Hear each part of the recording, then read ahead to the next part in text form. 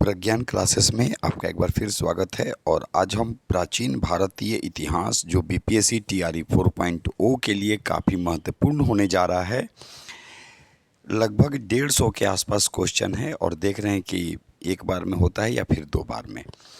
तो एक एक क्वेश्चन को आराम से हम पढ़ेंगे, उसका आंसर बताते हुए चलेंगे। आप लोग इसको जब देखेंगे तो अपने कॉपी में ज़रूर नोट करेंगे। चलिए ध्यान दीजिएगा। निम्नलिखित में से किस इतिहासकार ने पुराणों में दी गई विभिन्न राजवंशों को वंशावलियों के आधार पर इतिहास लिखने का प्रयास किया? तो ऑप्शन हम नहीं बोलेंगे, आपको जब पीडीएफ चाहिए तो आप हमको कमेंट्स कर सकते हैं और कांटेक्ट कर सकते हैं। इसका आंसर होगा ए और बी दोनों, यानी एससी राय चौधरी और एफ.ई. फाल्टिगर, ये याद रखेंगे। चलिए दूसरा क्वेश्चन, निम्नलिखित में से किसने उत्तर पश्चिमी भारतीय उपमहाद्वीप का छंदबद्ध पौराणिक और ऐतिहासिक कालक्रम राजतरंगिणी, याद रखिएगा, राजतरंगिणी में लिखा? तो राजतरंगिणी पुस्तक के लेखक कौन? कलहन। मेगास्थनीज के लेखन के संबंध में निम्नलिखित कथनों पर विचार करें। क्वेश्चन को आराम से हम पढ़ रहे हैं। मेगास्थनीज ने इंडिका नामक पुस्तक में विस्तार से लिखा जो अब हमारे लिए उपलब्ध नहीं है। दूसरा ऑप्शन, मेगास्थनीज के लेखन को डायोडोरस स्ट्रैबो और एरियन के लेखन में विभिन्न उदाहरणों के माध्यम से देखा जा सकता है। और तीसरा, मेगास्थनीज का उल्लेख है कि भारतीय समाज में 7 जातियों में विभाजित किया गया था। तो उपयुक्त सभी, ये सभी। चलिए क्वेश्चन नंबर 4, निम्नलिखित में से कौन सा विद्वान ब्रिटिश ईस्ट इंडियन कंपनी से संबंध नहीं है? याद रखिएगा, तो ऑप्शन सी हो जाएगा, हेरोडोटस। पौराणिक स्रोतों के आधार पर मानव जाति की विशाल प्राचीनता, याद रखेंगे, का वर्णन करने वाले जॉन होलवेल के लेखन के संबंध में निम्नलिखित में से कौन सा कथन का विचार कीजिए। होलवेल ने लिखा है कि हिंदू ग्रंथों में ईसाई की तुलना में अधिक रसोद्घाटन है और वे पुराने नियम में वे वर्णित बाढ़ से पहले के हैं। दूसरा, उन्होंने 4 युगों के मानव इतिहास के विशाल समय की चर्चा की और निष्कर्ष निकाला कि मानव जाति की पूरी अवधि के लिए कुछ हजार वर्षों की पितृसत्तात्मक दीर्घायु के विचार को मानवीय तर्क अब और अधिक सामंजस्य नहीं बना सकता। ये याद रखेंगे। तो कौन सा कथन सत्य है? क्वेश्चन नंबर 5 का याद रखिएगा, तो ऑप्शन बी। ऑप्शन बी क्या कह रहा है? तो ऑप्शन बी केवल 2। चलिए, हिंदू पॉलिटी नामक पुस्तक के लेखक कौन हैं? तो आंसर हो जाएगा option D, KP. Jaiswal. Bharat के प्राचीन इतिहास के पुनर्निर्माण के स्रोतों के संबंध में निम्नलिखित कथनों पर विचार करें। हम केवल आंसर बोल दे रहे हैं, आंसर होगा सी। याद रखिए, 1 और 2 दोनों। एक आवश्यक सूचना, जो भी लोग ऑफलाइन क्लास करना चाहते हैं या गूगल मीट से लाइव क्लास करना चाहते हैं वो कांटेक्ट कर सकते हैं प्रज्ञान जीएस सेंटर मीठापुर, याद रखेंगे। और बहुत जल्द हम भीखना पहाड़ी में भी आप लोग के सामने उपस्थित होंगे प्रज्ञान जीएस के नाम से। चलिए आगे, प्राचीन भारतीय इतिहास के पुनर्निर्माण के लिए उपलब्ध साहित्यिक स्रोतों के निम्नलिखित में विचार कीजिए। निम्नलिखित वाक्य पर विचार कीजिए। ऑप्शन क्या हो जाएगा? ऑप्शन सी हो जाएगा, 1 और 2 दोनों। प्राचीन भारतीय इतिहास के पुनर्निर्माण के उपलब्ध वैदिक साहित्य के संबंध में निम्नलिखित कथनों पर विचार करें। तो ऑप्शन हो जाएगा डी, याद रखिएगा, ये सभी। चलिए, ऐसे क्वेश्चन काफ़ी हैं। निम्नलिखित कथनों पर कौन सा कथन गलत है? हम ये पढ़ रहे हैं, ध्यान रखिएगा। पाणिनि की अष्टाध्यायी 8 अध्यायों में व्याकरण पर एक पुस्तक सूत्र आदेशों में लिखने की इस उत्कृष्ट कला की अंतिम परिणति है जिसमें प्रत्येक अध्याय सटीक रूप से प्रारंभ परस्पर जुड़ा हुआ है। दूसरा, ब्राह्मण समाज की वैदिक जाति व्यवस्था का विस्तार से वर्णन करते हैं।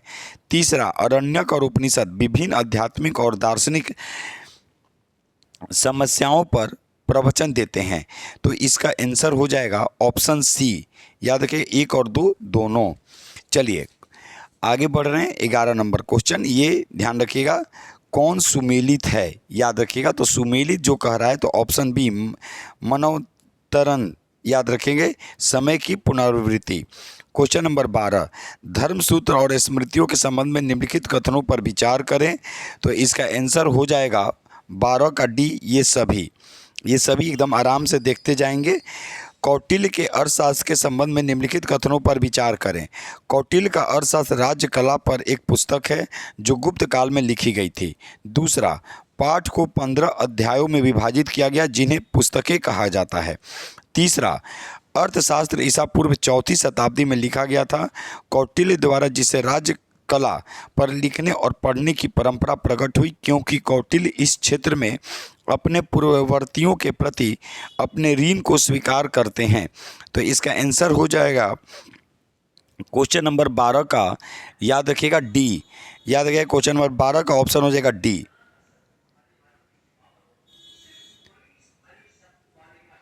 क्वेश्चन नंबर 12 का डी और 13 का जो होगा, याद रखिएगा 13 का सी आंसर हो जाएगा। 13 का सी, 2 और 3। चलिए, निम्नलिखित में से कौन सा जोड़ा सही है, याद रखिएगा। तो 14 का हो जाएगा बिलहन विक्रमानदेव चरित्र, तो 14 का सी।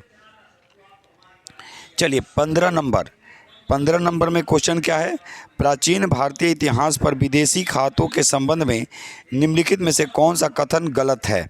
तो कौन सा कथन गलत कह रहा है, याद रखिएगा। तो 15 का ए हो जाएगा गलत है। मेगास्थिनी ने अपने इतिहास में हमें भारत फारसी संबंधों के बारे में बहुत सी जानकारी दी है, ये गलत है। सत्यमेव जयते वाक्यांश का निम्नलिखित में से किस उपनिषद में वर्णन किया था। सत्यमेव जयते मुंडको उपनिषद, 16 का ए।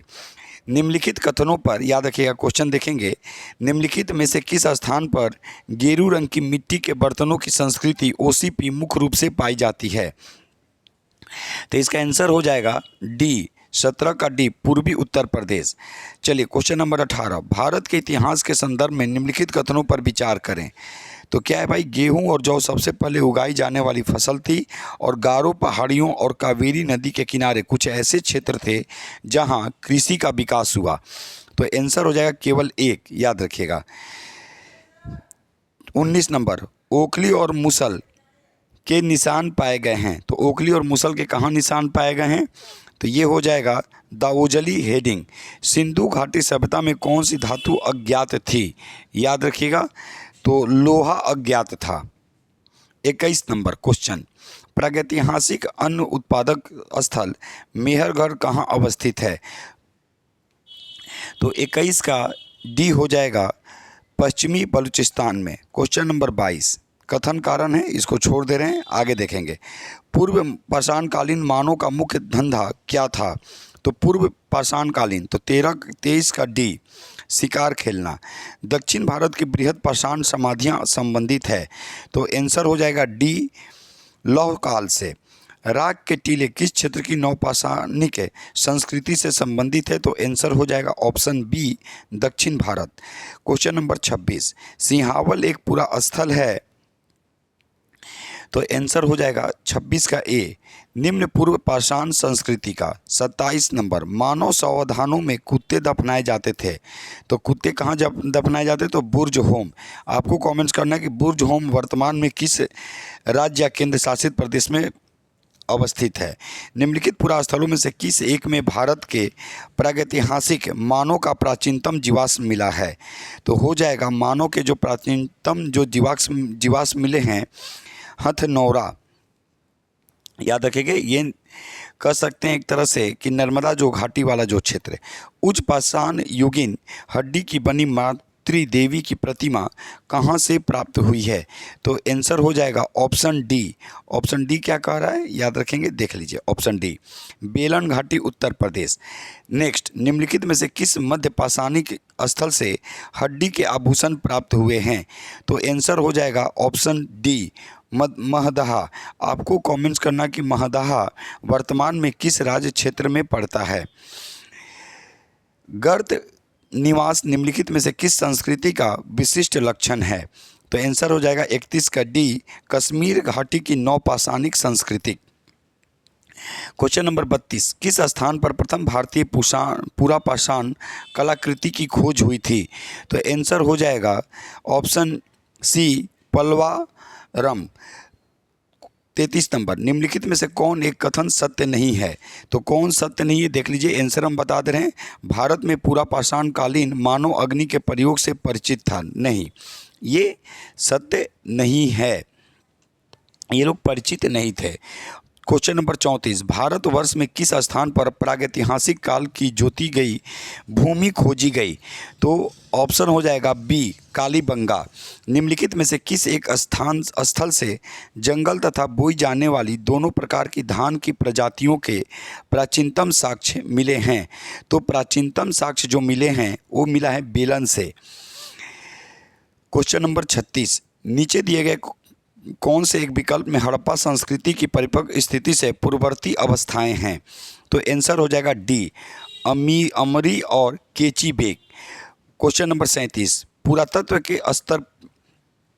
पुरातत्व में स्तर विन्यास पद्धति निम्नलिखित में से किसने समझने के लिए प्रयुक्त की जाती है? याद रखेंगे तो आंसर हो जाएगा ऑप्शन बी, भौतिक अवशेष के क्रमिक निक्षेप।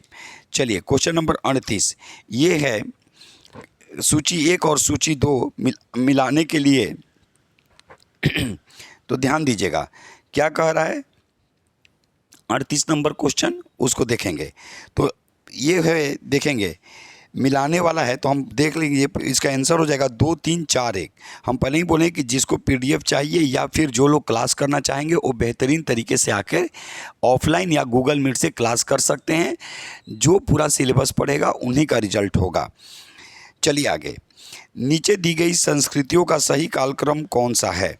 तो आंसर हो जाएगा ऑप्शन बी, अबे बिली, एसचूली, मुस्तारी और मगदालिनी। चलिए क्वेश्चन नंबर 40, प्रागैतिहासिक कुल्हाड़ियाँ मिली हैं, ये कहाँ से मिली हैं?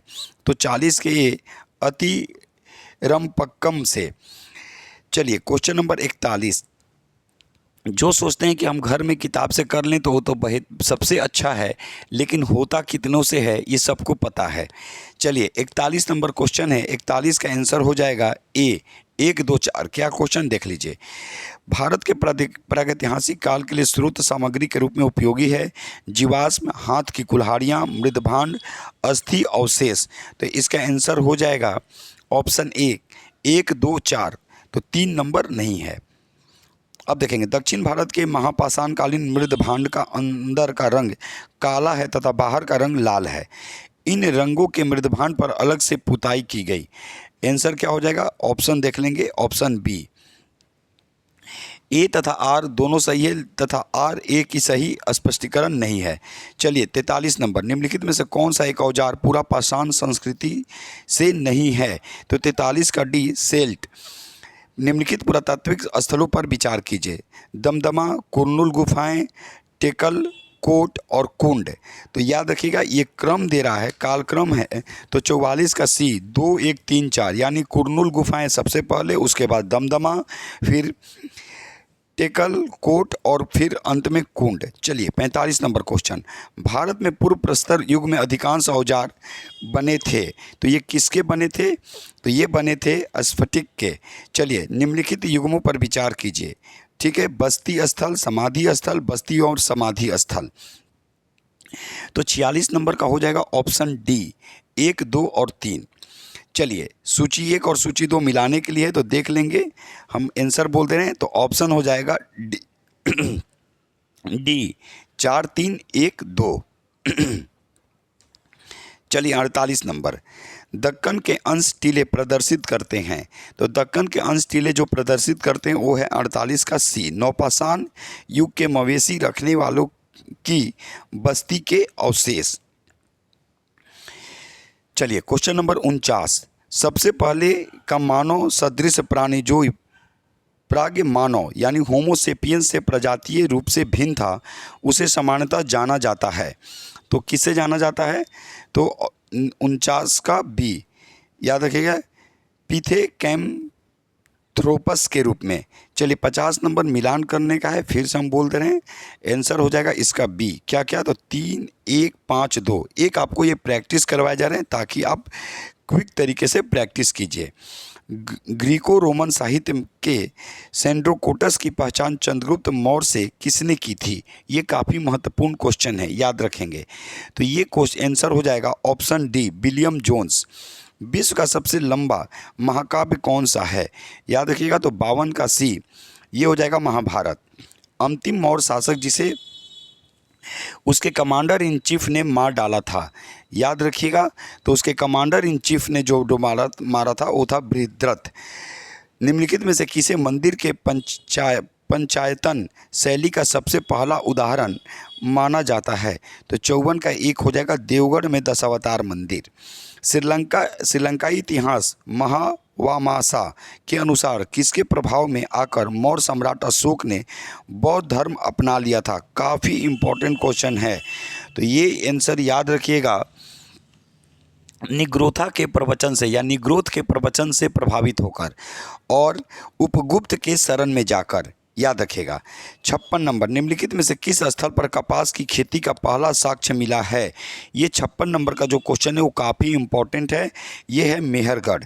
बुद्ध चरित्र की रचना किसने की? याद रखेगा, बुद्ध चरित्र की रचना किसने की? तो ये कनिष्क के दरबार में रहने वाले, याद रखिएगा, ये कनिष्क के दरबार में रहने वाले अश्वघोष। शंकर निम्नलिखित में से किससे संबंधित हैं? याद रखेगा, तो शंकर निम्नलिखित में से, याद रखिएगा, ये जो हैं अद्वैत दर्शन। निम्नलिखित में से किसके शासनकाल के दौरान कुछ यवन या यूनानी लोग वैष्णव पंथ में परिवर्तित हो गए थे? याद रखिएगा, तो ये जो परिवर्तित जो हुए थे, ये याद रखिएगा शुंग। निम्नलिखित में से कौन सा सुमेलित नहीं है? याद रखिएगा, कौन सा सुमेलित नहीं है? तो 60 नंबर का जो हो जाएगा वो हो जाएगा सी, याद रखिएगा, गोपथ यजुर्वेद, ये सुमेलित नहीं है। 61 नंबर का क्वेश्चन है कि कौन सी प्राचीन भारतीय इतिहास में ईसा पूर्व काल की घटना नहीं है? तो आंसर हो जाएगा ऑप्शन सी, विक्रम संवत की शुरुआत। वैदिक काल में व्यास नदी को क्या कहा जाता था? काफ़ी महत्वपूर्ण क्वेश्चन में से एक है, तो 62 का सी, विपाशा। निम्नलिखित में से कौन सी सामवेद की शाखाएं हैं? तो सामवेद की जो शाखाएं हैं, याद रखिएगा, 63 का डी, 1, 2 और 3। निम्नलिखित में से कौन ब्राह्मण 100 पवित्र मार्गों की सिफारिश करता है? याद रखेंगे, तो 64 का जो हो जाएगा ए, शतपथ ब्राह्मण। निम्नलिखित क्षेत्रों में को बौद्ध धर्म के अनुसार आरोही क्रम में, ये याद करेंगे, आरोही क्रम में करना है, तो आरोही क्रम में डी हो जाएगा 1, 3, 2, 4। देख लीजिए, बुद्ध, प्रत्येक बुद्ध, बौद्धिस्ट और मनुष्य। तो सबसे पहले क्या हो जाएगा? 1 नंबर हो जाएगा, याद रखिएगा, 1, 3 याद रखेंगे। सबसे पहले 1 होगा, 1 में क्या है? बुद्ध। उसके बाद 3 में क्या है? बुद्धिस्ट। 2 में क्या है? प्रत्येक बुद्ध। और 4 में क्या है? मनुष्य। चलिए 66 नंबर क्वेश्चन, जीवन शैली के अनुयायी शब्द निम्नलिखित में से किससे संबंधित है? तो 66 का डी, आजीवक। कंबोज महाजनपद की राजधानी कहाँ थी? काफ़ी इंपॉर्टेंट क्वेश्चन में से एक है, तो ये कंबोज की जो राजधानी आपको याद रखना है,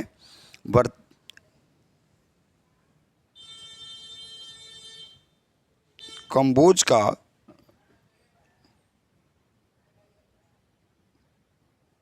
पोटली, याद रखेंगे, पोटली। पूंछा भी कहीं कहीं देता है, आप ध्यान रखेंगे। चलिए आगे, मैसेडोनिया वापस लौटते समय सिकंदर की किसने सेना के साथ, याद रखिएगा, ये याद रखेंगे, सेना के साथ सैन्य मुठभेड़ हुई, याद रखिएगा, तो बी हो जाएगा, मलोई। 69, निम्नलिखित में से कौन सा साहित्यिक स्रोत चंद्रगुप्त का जैन धर्म से संबंध स्थापित करता है?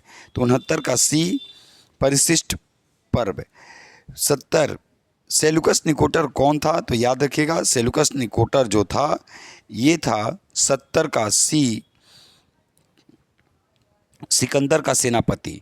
71, गुप्त काल के दौरान कीमतों और माप के संबंध में निम्नलिखित में से कौन सा कथन सत्य है? तो 71 का सी हो जाएगा।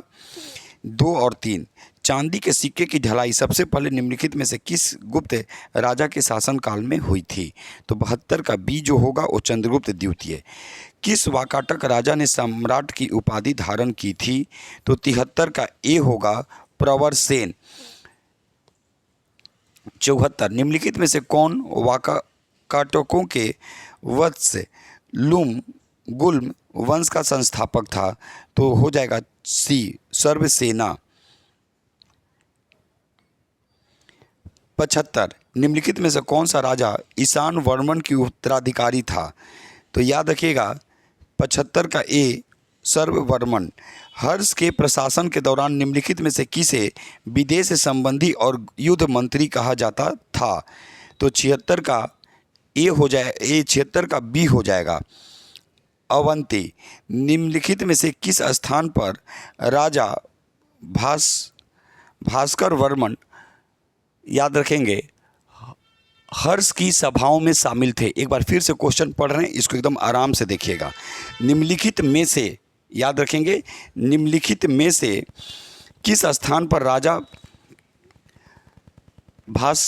भास्कर वर्मन हर्ष की सभाओं में शामिल हुए थे? याद रखेंगे तो ऑप्शन क्या है? कन्नौज, प्रयाग।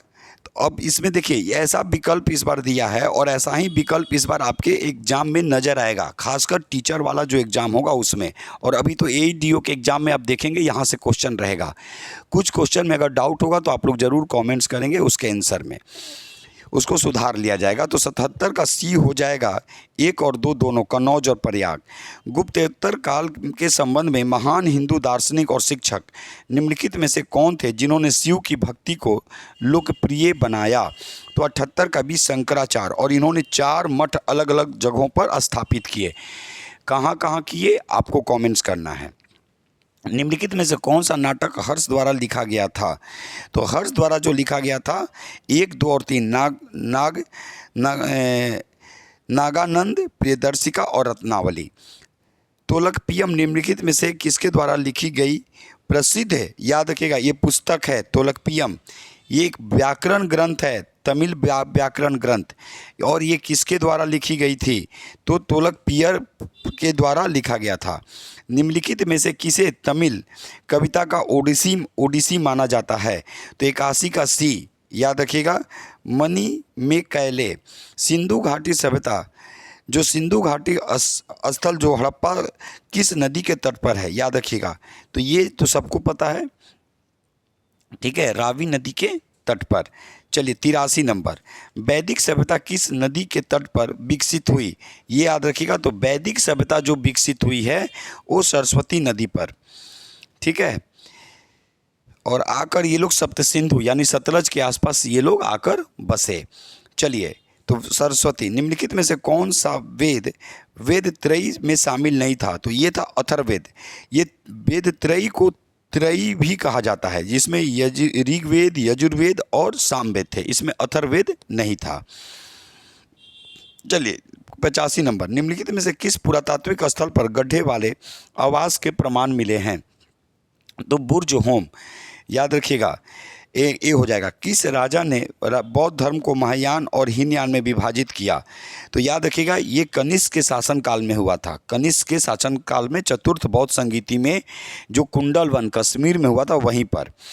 आगे, भारत के इतिहास के संदर्भ में निम्नलिखित कथनों पर विचार करें। कथन है 87 का आंसर हम बोल दे रहे हैं, 87 का ए, केवल एक। ये भी कथन है, निम्नलिखित कथनों पर विचार करें। पहले ही बोले हैं, हम क्विक तरीके से कर रहे हैं, जिनको भी ज़रूरत होगा वो कांटेक्ट कर सकते हैं। प्रज्ञान GS सेंटर, मीठापुर गौरिया मठ के नज़दीक। चलिए 88 नंबर, 88 का सी, 1 और 2 दोनों। पढ़ना तो पड़ेगा आपको डेप्थ में, ये तो बस केवल एक प्रैक्टिस के लिए आपके सामने रखे जा रहे हैं। निम्नलिखित में से पूरा पाषाणकालीन स्थल नहीं है, तो कौन नहीं है? नवासी। नवासी का हो जाएगा 89 का सी, याद रखिएगा, मेहरगढ़। चलिए 90 का क्वेश्चन क्या है देख लेंगे। गेहूं, जौ, बाजरा, गेहूं और मसूर और चावल खंडित, ये कौन कौन क्या है वर्तमान में? ये हड्डियां और साइड ये मिला हुआ है, तो क्या है इसको देख लीजिए। तो 90 का बी, 1, 3 और 4। कौन सी धातु सिंधु सभ्यता के लिए अज्ञात थी? तो लोहा, याद रखिएगा, ऊपर में भी ये क्वेश्चन था। चलिए 92 नंबर, सिंधु घाटी सभ्यता के निम्नलिखित में से कौन सा कथन सत्य नहीं है?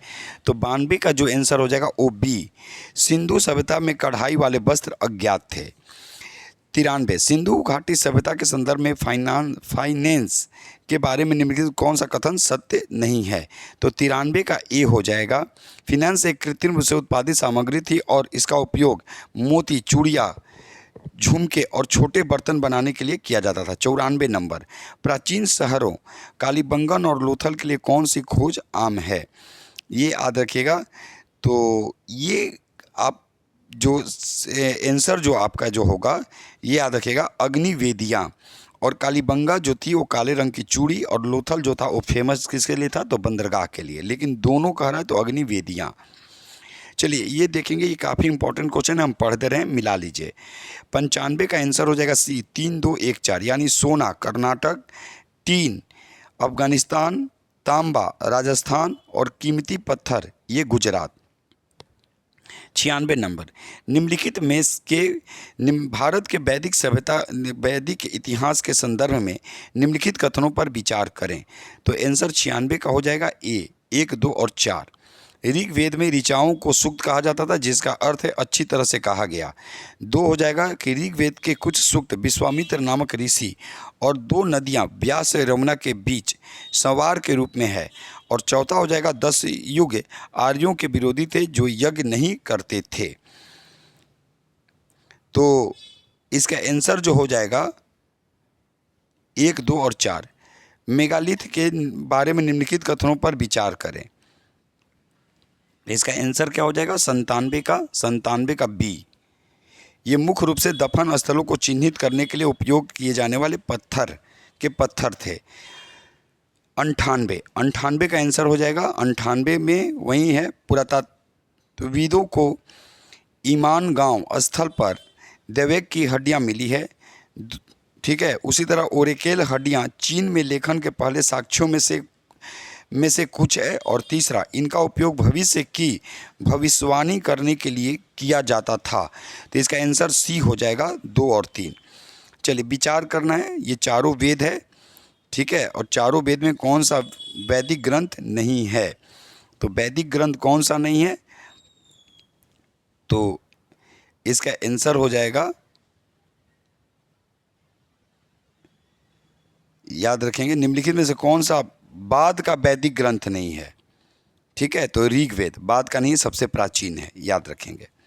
चलिए निम्नलिखित में से कौन सा महाजनपद नहीं है? वज्जी, मल, वत्स और असाका, याद रखिएगा। तो 100 का डी, इनमें से कोई नहीं, सब। चलिए निम्नलिखित कथनों पर विचार करेंगे। थोड़ा कम ये देख लीजिएगा जो उसकी राजधानी बताए थे। क्षत्रिय और वैश्य दोनों ही यज्ञ कर सकते थे। बिहार में राजगृह, वर्तमान राजगृह, कई वर्षों तक मगध की राजधानी थी। जनपद काल में पंचमार्क सिक्कों का कोई साक्ष्य नहीं है। तो 101 यानी 1 हम बोलेंगे, उसका आंसर हो जाएगा ए, 1 और 2 दोनों। उसके बाद देखेंगे निम्न पर विचार करें। बोधगया, सारनाथ, कुशीनरा और उज्जैन। 102 में देखेंगे विचार क्या है, उपनिषद में कौन सा बुद्ध के जीवन से संबंधित नहीं है? तो 102 का 2, बोधगया, सारनाथ और कुशीनरा बुद्ध के जीवन से जुड़े हैं। तो कौन नहीं जुड़ा है बुद्ध के जीवन से? उज्जैन। ऐसा ही क्वेश्चन इस बार आप लोग को देखने को मिलेगा। इसीलिए निम्नलिखित कथनों पर विचार करें। ये कथन है, याद रखिएगा। बुद्ध साक्यगण नामक एक छोटे गण से संबंधित थे और क्षत्रिय थे। उपनिषदों के अनुसार अंततः आत्मा और ब्रह्मा दोनों एक ही थे। तीसरा, उपनिषदों में महिला विचारकों का कोई उल्लेख नहीं है। और चौथा, वानप्रस्थ आश्रम के अनुसार व्यक्ति को जंगल में रहकर ध्यान करना होता था। तो 103 का सी हो जाएगा, 1, 2 और 4। चलिए, यह एक प्रारंभिक प्रकार का बौद्ध मठ है जिसमें एक खुला प्रांगण है जो खुले कक्षों से घिरा हुआ और एक प्रवेश द्वार के माध्यम से पहुंचा जा सकता है। इसका वर्णन मूल रूप से भिक्षुओं को आश्रय देने के लिए किया गया था। याद रखिएगा, जब उनके लिए घुमक्कड़ जीवन जीना मुश्किल हो गया था। निम्नलिखित कथनों का उल्लेख करें। याद रखिएगा, उसको क्या बोला गया? तो उसको बोला गया विहार, घूमने वाला भ्रमण। निम्नलिखित कथनों पर विचार करें। ठीक है, विचार करने की बात है। तो 105 का डी, इनमें सभी। चलिए 106 का देखेंगे। निम्नलिखित कथनों पर जोड़ियां देखिए कह रहा है, तो 106 का डी हो जाएगा, इनमें सभी। गृहपति, स्वतंत्र किसान, उझावर, साधारण हलवाहे, बेलाहर, बड़े जमींदार, कैदे सियार, भूमिहीन मजदूर, ग्राम भोजक, ग्राम प्रधान। चलिए 107 नंबर। ठीक है, 107 नंबर का आंसर हम बता दे रहे हैं, डी हो जाएगा। मथुरा में रोमन लैंप, कांच के बर्तन और रत्न पाए गए। कौन सही नहीं है? तो डी नहीं है। रिंग कुओं के संबंध में निम्नलिखित में से कौन सा कथन सत्य नहीं है? तो आंसर हो जाएगा सी। मौर्य काल में रिंग कुएं अनुपस्थित थे। 109। गुजरात के भरूच शहर के बारे में निम्नलिखित कौन सा कथन सत्य नहीं है? तो 109 का सी हो जाएगा, यह केवल आयात के लिए स्थल था। चलिए 110। कुषाणों के बारे में कौन सा कथन सत्य नहीं है? तो एक डी हो जाएगा, कनिष्क इस साम्राज्य का संस्थापक था। नहीं, कमेंट्स करना है इस साम्राज्य का संस्थापक कौन था, क्योंकि 2 कटफिसस के बाद कनिष्क का शासन प्रारंभ हुआ था। निम्नलिखित जोड़ियों पर विचार करें। ठीक है, काली मिर्च, काला सोना, रेशम, चीन, मूवेंदर, 3 सरदार, दक्षिणापथ, सातवाहन। चलिए 111 का क्या हो जाएगा? डी हो जाएगा, इनमें सभी। निम्नलिखित कथनों पर विचार करें। कनिष्क ने चौथी बौद्ध परिषद का आयोजन किया, जहां विद्वान मिले और महत्वपूर्ण मामलों पर विचार की। बुद्ध चरित्र बुद्ध की जीवनी और घोष द्वारा रचित थी। ऊपर के दिए गए कथनों पर विचार करें। तो 112 का सी हो जाएगा। क्या 1 और 2 दोनों? सब याद रहना चाहिए एकदम। महायान बौद्ध धर्म के, ठीक है, महायान बौद्ध धर्म के बारे में निम्नलिखित में से कौन सा कथन सत्य नहीं है? तो 113 का ए हो जाएगा। याद रखिएगा, महायान शब्द एक संस्कृत शब्द है जिसका शाब्दिक अर्थ है कम वाहन। ये सत्य नहीं है। निम्नलिखित में कथनों में से कौन सा चीनी बौद्ध तीर्थयात्री कभी भारत नहीं आया? निम्नलिखित में से कौन सा चीनी बौद्ध तीर्थयात्री कभी भारत नहीं आया? तो लाओ जू, याद रखिएगा। 114 का डी। भारत के इतिहास में के संदर्भ में निम्नलिखित में से कौन सा कथन सत्य नहीं है? तो 115 का डी। समुद्रगुप्त ने अपनी प्रशस्तियां अंकित करने के लिए इलाहाबाद स्तंभ बनवाया। याद रखिएगा, समुद्रगुप्त ने प्रशस्ति को इलाहाबाद के अशोक स्तंभ पर अंकित किया था, निसंदेह उसके द्वारा नहीं बनवाया गया था। ठीक है, निम्नलिखित कथनों पर विचार करें। ठीक है, और कौन सा कथन सत्य है? तो 116 का डी हो जाएगा, उपयुक्त सभी। ठीक है, इसको आराम से देख लीजिए, स्क्रीनशॉट होगा तो ले भी सकते हैं। निम्नलिखित भारत के इतिहास के संदर्भ में निम्नलिखित कथनों पर विचार करें। ठीक है, एकदम ऐसा ही क्वेश्चन आपसे पूछा जाएगा, इसीलिए हम एकदम एक बार क्विक में आपके सामने प्रैक्टिस करवाए। 117।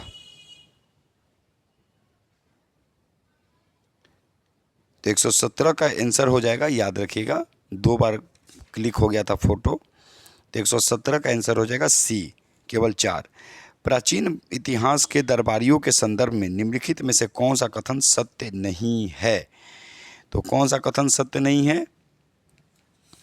118 रवि कृति चालुक्य वंश से संबंधित हैं। याद रखिएगा 118 का ए। ठीक है, 129 निम्न पर विचार करें। नागर श्रेष्ठी शहर के मुख्य न्यायिक अधिकारी, सार्थवाह व्यापारी कारवां के नेता, प्रथम कुलिका मुख्य शिल्पकार, इनमें से कौन सुमेलित है? याद रखेंगे तो 119 का बी। 1, 2 और 3 केवल याद रखिएगा। पल्लवों के शिलालेख के संदर्भ में निम्नलिखित कथनों पर विचार करें। तो 120 का आंसर जो होगा वो हो जाएगा सी। क्लास में इसको हम फिर से एक्सप्लेनेशन करेंगे और टेस्ट भी इसका लिया जाएगा। फिर एक बार बोल रहे हैं, जो लोग चाहते होंगे कि बेहतरीन तरीके से तैयारी करें संपूर्ण सिलेबस के साथ, वो कांटेक्ट कर सकते हैं प्रज्ञान जीएस सेंटर में। निम्नलिखित में से कौन सी पुस्तक व्यापारी कोलवन और एक वैश्या माधवी की कहानी है? तो 121 का डी। वैलयपति। निम्नलिखित कथनों पर विचार करें। चलिए 122 का है तो 22 का सी, उपयुक्त सभी। स्तूप शब्द का अर्थ है टीला। दूसरा, स्तूप के केंद्र या हृदय में रखे गए छोटे बक्से में अधिकांशतः भौतिक अवशेष होते हैं, बुद्ध या उनके अनुयायी या उनके द्वारा उपयोग की जाने वाली वस्तुएं। चलिए, इनमें से कौन प्रसिद्ध है प्राचीन महाकाव्य मणि मेकलाई के रचयिता कौन है? काफी इंपॉर्टेंट क्वेश्चन है। तो 123 का बी सतनार। चलिए 124 पूरा आज कंप्लीट कर दे रहे हैं, 150 प्लस है क्वेश्चन। प्रदक्षिणा पथ रेलिंग से घिरे मंदिरों के चारों ओर बनाया गया एक मार्ग था। गर्भगृह वह कमरा था जहां मुख्य देवता की छवि थी रखा गया। तो 124 का हो जाएगा ए, केवल एक। चलिए 125 निम्नलिखित कथनों पर विचार करें। हड़प्पा सभ्य स्थल पर नहरों का कोई निशान नहीं मिला। अधिकांश हड़प्पा स्थल अर्धशुष्कीय भूमि में स्थित हैं। कौन सही है? तो केवल 2। हड़प्पा सभ्यता के संदर्भ में निम्नलिखित कथनों पर विचार करें। तो 126 का डी, उपयुक्त सभी। क्वेश्चन देख लीजिए। पुरातत्वविदों का अनुमान है कि जानवरों का उपयोग जुताई के लिए नहीं किया जाता था और हल के टेराकोटा मॉडल बनवाली में बनाए गए लेकिन चोलिस्तान में अनुपस्थित है। तो कौन सा कथन सही नहीं है? तो दोनों सही नहीं है, यानी दोनों आंसर्स ठीक है। जो बोला गया कि अनुपस्थित है तो नहीं, उपस्थित था। आगे, निम्नलिखित में से किस स्थल पर लापिस लाजुली पाए गए थे? तो 127 का बी terracotta. The story of Indian archaeology नामक पुस्तक किसके द्वारा लिखी गई थी? एक क्वेश्चन 128 छूट गया, 128 भी कराएंगे। तो इसका 129 का बी हो जाएगा, एस.एन. राय। 128 छूट गया, देख लीजिए। मेसोपोटामिया सभ्यता में अक्सर मेलूडा शब्द का प्रयोग किया जाता था। मेलूदा याद रखिएगा का क्या मतलब है? तो 128 का हो जाएगा डी, सिंधु क्षेत्र। और 127 फिर से रिपीट कर दे रहे हैं। निम्नलिखित में से किस स्थल पर लापिस लाजुली पाए गए? याद रखिएगा। तो आंसर हो जाएगा ये अफगानिस्तान में एक जगह है साटू घई, ठीक है। 130 सिंधु घाटी सभ्यता के संबंध में निम्नलिखित कथनों पर विचार करें। यह मुख्य रूप से एक धर्मनिरपेक्ष सभ्यता थी और धार्मिक तत्व हालांकि मौजूद था, दृश्य पर हावी नहीं था। दूसरा, इस काल में भारत में कपड़ा निर्माण के लिए कपास का उपयोग किया जाता था। तो कौन सा कथन सत्य है? तो दोनों सत्य है। जुते हुए खेत के साक्ष्य कालीबंगा से मिले हैं। चलिए 132 का डी हो जाएगा, उपयुक्त सभी। निम्नलिखित कथनों पर विचार करें। गढ़ शहर के निचले क्षेत्र थे और शहर के ऊंचे क्षेत्र में महत्वपूर्ण इमारतें बनाई गई। तो 133 का बी, उपयुक्त सभी। निम्नलिखित में से कौन सी साइट वर्तमान में भारतीय क्षेत्र में है? तो 134 का सी, आलमगीरपुर। निम्नलिखित कथनों पर विचार करें। शासकों के नाम और चित्र अंकित करने वाले पहले सिक्के मौर्य द्वारा जारी किए गए थे। प्रथम सोने के सिक्के गुप्तों द्वारा जारी किए गए थे। तो आंसर हो जाएगा उपयुक्त में से कोई नहीं। प्राचीन नगर राजगृह किस राज्य से संबंधित था? तो ये था मगध। कनिष्क के समय निम्नलिखित में से शिलालेखों में से कौन सा यह दर्शाता है कि उसका साम्राज्य पूर्व में चंपा तक विस्तृत था? काफ़ी इंपॉर्टेंट क्वेश्चन है। तो 137 का सी, रबातक शिलालेख। प्राचीन भारत के संदर्भ में निम्नलिखित में से कौन सी लिपि दाएं से बाएं लिखी जाती थी? तो खरोष्ठी। 139 निम्नलिखित में से कौन सा अशोक शिलालेख खरोष्ठी लिपि में है? याद रखिएगा। तो 139 का डी, शाहबाजगढ़ी। 140 निम्नलिखित में से कौन सा प्रमुख शिलालेख नहीं है? याद रखिएगा। तो 140 का डी, ब्रह्मगिरी। ये लिपि थी, याद रखिएगा। ब्रह्मगिरी ये एक ब्राह्मणी लिपि भी थी और ये जगह है ब्रह्मगिरी, पहाड़ी वाला जो क्षेत्र है। देवनाम प्रिय प्रियदर्शी की उपाधि किसको धारण किया गया था? तो कौन धारण किया था? तो अशोक। 141 का सी।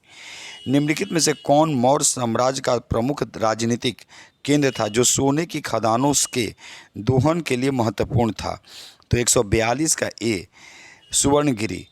इस राजवंश के शासकों ने भगवान का पुत्र होने का दावा किया था। किस राज, कौन सा? याद रखिएगा 143 का बी, कुषाण। अशोक के शिलालेखों को समझने वाला पहला व्यक्ति कौन था? याद रखिएगा, तो अशोक के शिलालेख याद रखेंगे, काफ़ी महत्वपूर्ण क्वेश्चन में से एक है। तो जेम्स प्रिंसेप 1837। मनुस्मृति के संदर्भ में निम्नलिखित कथनों पर विचार करें। पहला, महिलाएं अपने पति की इजाज़त के बिना भी अपना कीमती सामान अपने पास रख सकती थी।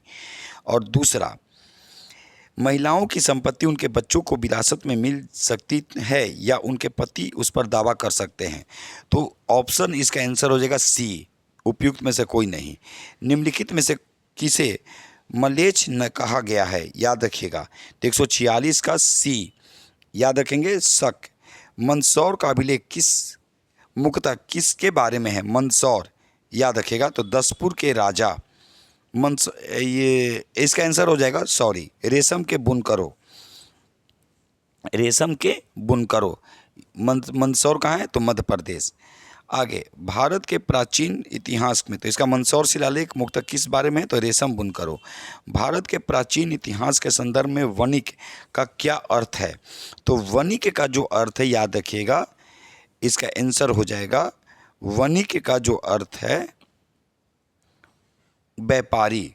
मेरठ यूपी में हस्तिनापुर की खुदाई किस पुरातत्ववेत्ता ने की थी? याद रखिएगा, तो 149 का ये बीबी लाल।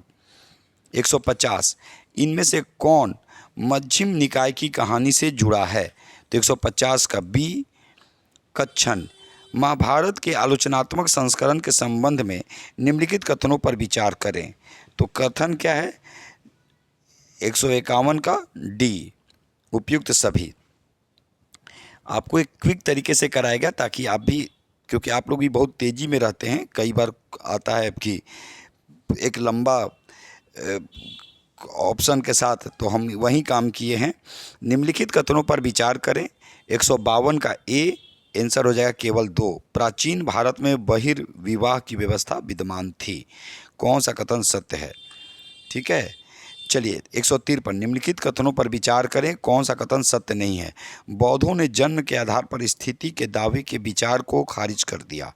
और दूसरा, बौद्ध समाज में मतभेदों को लचीला मानते थे। बौद्ध समाज में मतभेदों को लचीला मानते थे। ऑप्शन सी इनमें से कोई नहीं। चलिए 154, पारिवारिक संबंधों और प्रथाओं के संबंध में निम्नलिखित कथनों पर विचार करें। तो 154 का हो जाएगा डी, ये सभी। देख लीजिए, आराम से स्क्रीनशॉट ले लीजिएगा। बौद्धिज्म के संबंध में निम्नलिखित कथनों पर विचार करें। जो गहन प्रयासों से निर्वाण प्राप्त करता है, बौद्धिज्मों की पूजा नहीं की जाती है।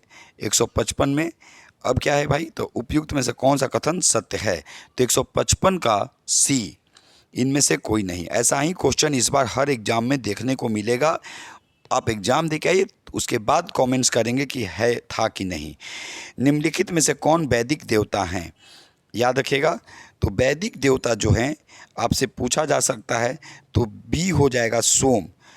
याद रखिएगा, ऋग्वेद के 9वें मंडल, ऋग्वेद के 9वें मंडल में। निम्नलिखित में से किस बौद्ध पवित्र स्थान में जातकों को चित्रों के माध्यम से चित्रित किया गया है? तो 157 का बी, अजंता गुफाएं। बौद्ध धर्म में दर्शाया गया पहिया का प्रतीक दर्शाता है। तो 158 का डी, प्रथम उपदेश। वेशंतरा जातक गौतम बुद्ध के पिछले जन्मों में से एक की कहानी बताता है। इस जातक में उसका उल्लेख किस प्रकार किया गया है? तो 159 का ए हो जाएगा राजकुमार। इलियट मार्बल्स 120 मूर्तियों के शिलालेख की एक श्रृंखला है। प्रारंभ में निम्नलिखित में से किस भारतीय शहर के थे? तो 160 का बी, अमरावती। निम्नलिखित कथनों पर विचार करें। जन्म लुम्बिनी, प्रथम उपदेश कुशीनगर, निर्वाण बोधगया। बौद्ध के जीवन के संदर्भ में कौन सुमेलित नहीं है? याद रखिएगा, कौन सुमेलित नहीं है? तो 2 और 3 सुमेलित नहीं है। तो 2 और 3 किस में है? सी में है। 161 का सी। प्रथम उपदेश कहाँ? सारनाथ। और निर्वाण कहाँ? कुशीनरा। चलिए 162, बौद्ध धर्म में प्रथम भिक्षुणी कौन थी? तो उनकी सौतेली माँ ही थी गौतम बुद्ध की, ठीक है, महाप्रजापति गौतमी। चलिए 163, 2 क्वेश्चन और रह गया। 163, भारतीय वास्तुकला के इतिहास के संदर्भ में निम्नलिखित कथनों पर विचार करें। बराबर चट्टानों को काटकर बनाई गई गुफाएं मूल रूप से सम्राट चंद्रगुप्त मौर्य द्वारा आजीविकों के लिए बनाई गई थी। और दूसरा, हर्मिका शब्द स्तूप के संदर्भों के लिए प्रयुक्त किए गए। तो आंसर हो जाएगा ऑप्शन सी। कौन बनाया आपको कमेंट्स करना है, इनमें से कोई नहीं। चलिए 164 और ये अंतिम क्वेश्चन क्विक तरीके से हम आपके सामने रखे, लेकिन फिर बोलेंगे, इसको आराम से पढ़िएगा। अगर जिसको लगता है कि हम घर में कर लें तो बहुत अच्छा है। जिनको भी लगता है कि नहीं हम प्रज्ञान जीएस सेंटर में आकर क्लास करें, संपूर्ण सिलेबस को पढ़ें और रिजल्ट लेकर जाएं, बेहतरीन तरीके से जाएं, तो आपका स्वागत है। क्वेश्चन है, निम्नलिखित में से किस भाषा को जैनों ने अपने सिद्धांतों का प्रचार करने के लिए संरक्षण दिया था? तो आंसर हो जाएगा प्राकृत। तो चलिए आज बस इतना ही, फिर किसी एक नए टॉपिक के साथ आपके सामने उपस्थित होंगे। तब तक के लिए धन्यवाद।